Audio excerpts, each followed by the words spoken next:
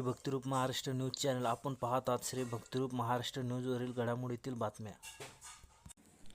मातोश्री साखर कारखान्याच्या गेटजवळ बोंबाबोंब आंदोलन करण्याचा इशारा देण्यात आला. स्वराज्य जनहित संघटनेच्या वतीनं निवास अधिकारी मनीषा कुंभार यांना नियोजन भवनात पदाधिकारी यांच्या हस्ते देण्यात आला. यावेळी मोठ्या प्रमाणात कार्यकर्ते व पदाधिकारी उपस्थित होते.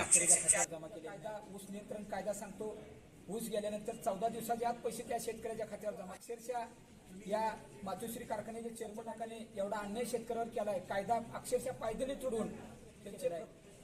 एकीकडे कारखानदार त्यांच्या पतसंस्थेतनं माझ्या शेतकऱ्यांना चक्री व्याजासहित वसूल करतात, हप्ते कट करतात.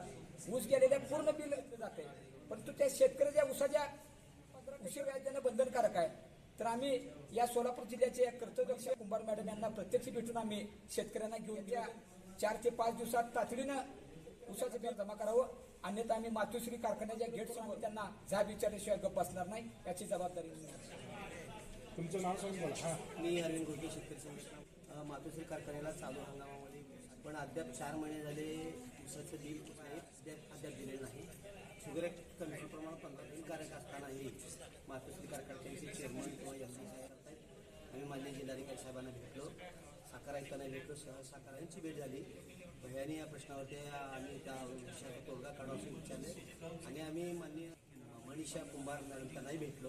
आमचे पैसे मिळाले हेच आमची अपेक्षा. बस.